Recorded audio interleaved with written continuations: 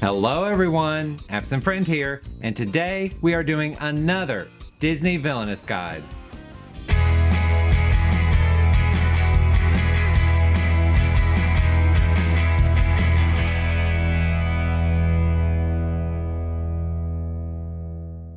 Okay, the planets are aligned. So, let's fire up our hair and call on some elemental titans to wreak havoc on ancient Greece as we team up with a hot-headed, fast-talking James Woods.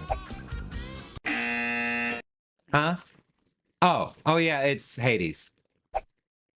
You know, I haven't been this choked up since I got a hunk of moussaka caught in my throat. Huh? In this video, we will be looking at all the cards in Hades' deck, with a few tips on how to play them or not play them, as the case may be.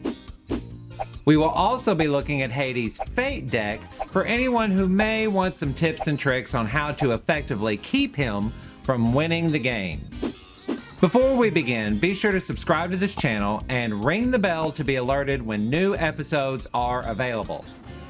To win as Hades, he must start his turn with 3 Titans at Mount Olympus. Oh no, not another start your turn goal.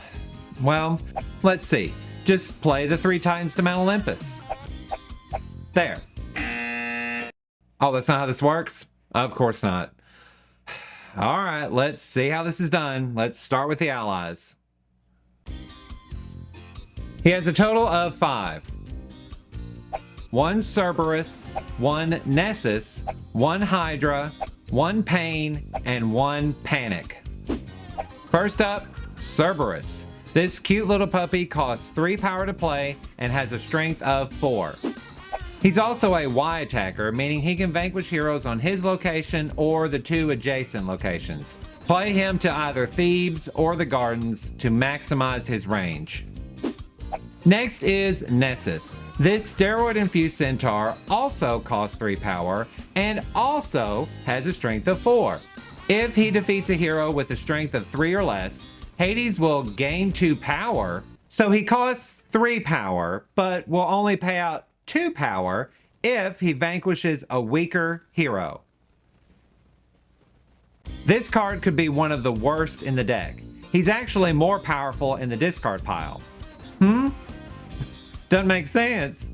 Everything makes sense in the Absent Friend realm to those who wait. Now for the Hydra.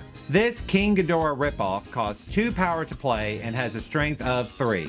If the Hydra is used to defeat a hero, this ally goes back into Hades' hand instead of going into the discard pile. Use him to take out heroes that are in the way. What? King Ghidorah is a ripoff of the Hydra? Sure, why not? The next ally is Pain. He costs 2 power and has a strength of 2. While he could be used in a vanquish action, he's better at moving heroes to different locations so they are out of the way. And the last ally is Panic. He costs 1 power to play and has a strength of 2. And if Hades is at his location, all his items, allies, and Titan cards cost 1 less power to play. Place Panic at the Gardens so Hades can get this benefit on a double card play action. What? How should the allies be played? Honestly, they shouldn't be. Unless Hades has an overabundance of power, it's best to discard all allies and not waste the power to play them, with the exception of Pain and Panic. These 2 are the most useful allies in the deck. That's it for the allies. Kind of. Hades does have a unique brand of cards in his deck that is imperative to his objective. These are the Titans. He has a total of 5. 1 Lithos, 1 Pyros, 1 Stratos, 1 Hydros, and 1 Argus. Let's break them down, starting with Lithos. Also known as the Rock Titan, he costs 3 power to play and has a strength of 4. When he is moved, Hades may perform a vanquish action at his new location as long as Lithos is part of that vanquish action. Should Hades do that? No. Just move Lithos and get him to Mount Olympus. The next Titan is Pyros. This Fire Titan also costs 3 power to play and also has a strength of 4. When he is moved, Hades may untrap one Titan at his new location. Should Hades do that?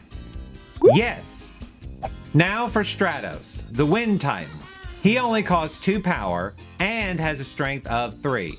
And when he is moved, Hades may move a hero from his new location to an adjacent location. Should Hades do this? Sure, if there's a hero in the way, and they can be moved to a better spot. Up next, Hydros, the Ice Titan. He also costs 2 power to play, and also has a strength of 3. He doesn't have a move ability, but any hero in his location gets -1 strength and cannot be moved by fate cards. Although Hades can still move heroes with Stratos or Pain. And the last Titan in Hades' deck is Argus. He costs 3 power to play and has a strength of 4. And every time he is moved, Hades gains 1 power. Absolutely. Use this ability every time he moves. So how do Titans and allies compare in Hades' realm? Well, they are treated the same as allies. They can vanquish heroes in the same manner, but they do not trigger other villains' ally condition cards. Also, they can only be played to the underworld. So Hades must strategically move each one to Mount Olympus to win the game. Be careful because Titans can become trapped, which immobilizes them, completely negates their ability, and they can't be used in vanquish actions. Also, Hades cannot win if he has trapped Titans at Mount Olympus. Huh? Should the Titans be used in vanquish actions? Absolutely not. Unless Hades uses one of his special items. Stay tuned to find out more. He has a total of 4. 3 mortality potions and 1 chariot. So what is our first item up for bids? Well, it's the mortality potion. This item costs 2 power to play and gets attached to any hero. If a Titan is used to defeat this hero, the Titan will not be discarded. So only use Titans in vanquish actions to defeat heroes with the mortality potion attached to them. The next item, and probably the best card in Hades' deck, is the Chariot.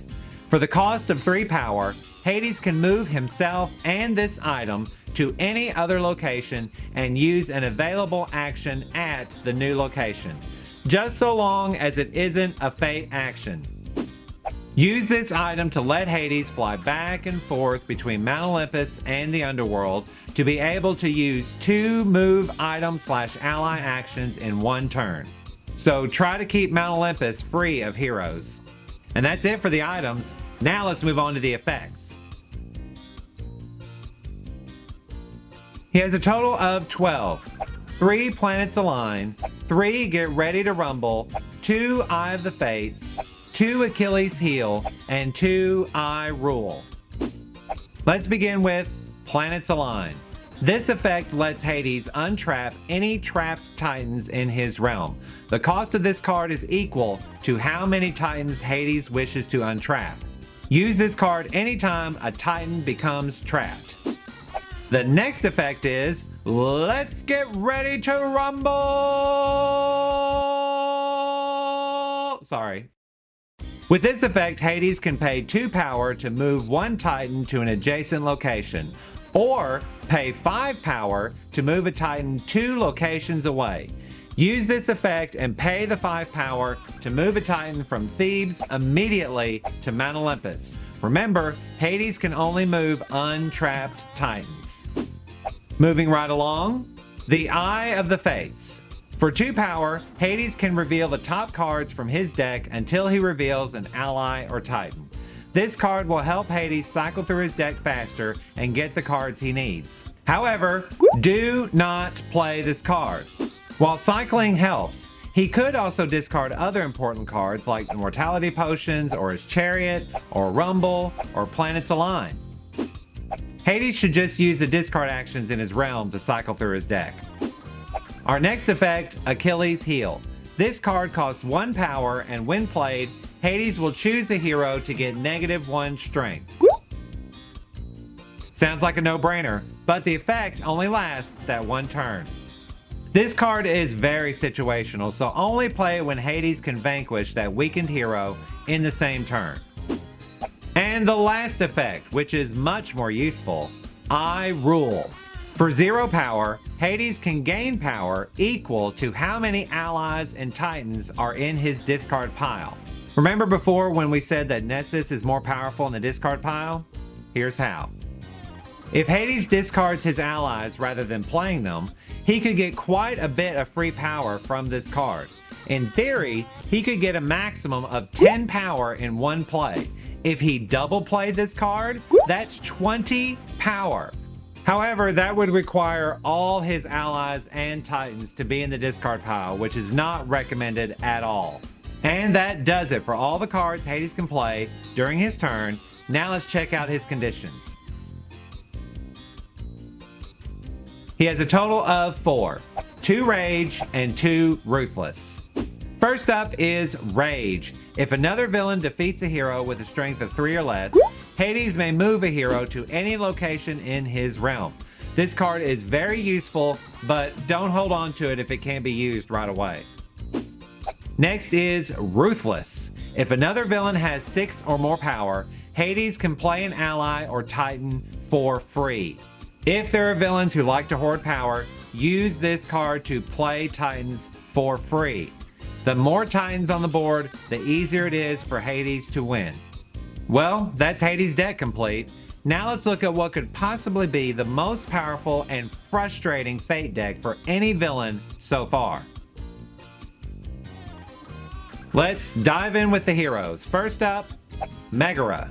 She has 3 strength, and when played, the Fator can move a hero from her location to any other location. Since Hades can move heroes very easily, use Meg to move them back and keep fouling up his goal.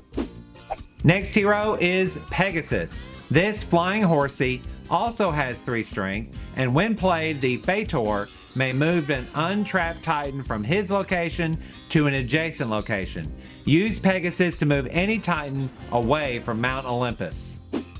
Up next is Hermes. This little guy also has 3 strength, and when played, the Fator can move Zeus to any other location. If Zeus is not in play, the Fator can find Zeus and place him on top of the Fate deck. Zeus is a very powerful hero, so play this card to get Zeus out quickly if needed. If Zeus is out and doesn't need to be moved, go ahead and play the other Fate card. Next hero in the lineup is Hera. She has 4 strength, and when she is played or moved, she can trap a titan in her new location. Play her and keep her moving to keep those titans trapped. Next up, Hercules. I'm sorry. He has 5 strength, and titans cannot be moved from his location. They are not trapped, they just cannot move. Play him to the underworld to keep Hades from moving his newly played titans out of there. Now for Phil. He has a strength of 2 but gains +1 strength if Hercules is in the realm too. Not only does this boost Phil, but also gives Hercules a +1 strength boost. So play Phil regardless if Hercules is in the realm or not, and cover up some actions. And the last hero in the Fate deck is Zeus. He has a strength of 5, and if any titan moves into his location, that titan is immediately trapped before the titan's ability even activates. Play Zeus to Thebes to trap any titan immediately moved out of the underworld, and anytime a Fator gets to move a titan with Pegasus, try to move that titan into Zeus's location.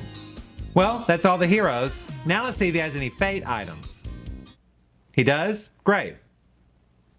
He has only 1? Oh, but 2 copies? Okay, let's check it out. The Medallion. Attach this item to any hero to give that hero +2 strength. The best heroes to put this on are Hercules, Zeus, or Hera. Double equip them for maximum effect. Now let's move on to the Fate effects. There are 6 total. 2 the Gospel Truth, 2 Lightning Bolts, and 2 Go the Distance. Let's first look at the Gospel Truth. This effect allows the Fator to discard any item or ally from Hades' realm. Use this to remove the Chariot. If that's not around, remove Pain. If neither of those are in the realm, then remove any mortality potion in play. If none of these cards are in the realm, then just play the other Fate card. The next Fate effect is Lightning Bolts. With this effect, the Fator can choose a location and trap any and all Titans in that location. A good rule of thumb when choosing Fate cards against Hades is to always trap Titans before anything else.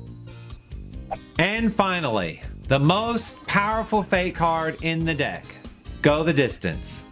This will either let the Fator move any untrapped Titan up to 2 locations away, or move a hero to any location.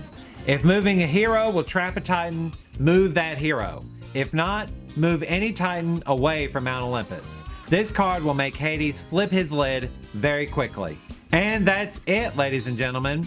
I hope everyone found this video informative and maybe even picked up a few pointers on how to play Hades better or play against Hades. If you guys enjoyed this video, please give it a like and don't forget to subscribe. Keep watching this channel for more Disney Villainous guides. But before we go, let me know in the comments which Disney villain you think has the best voice actor. I'm your absent friend, signing off.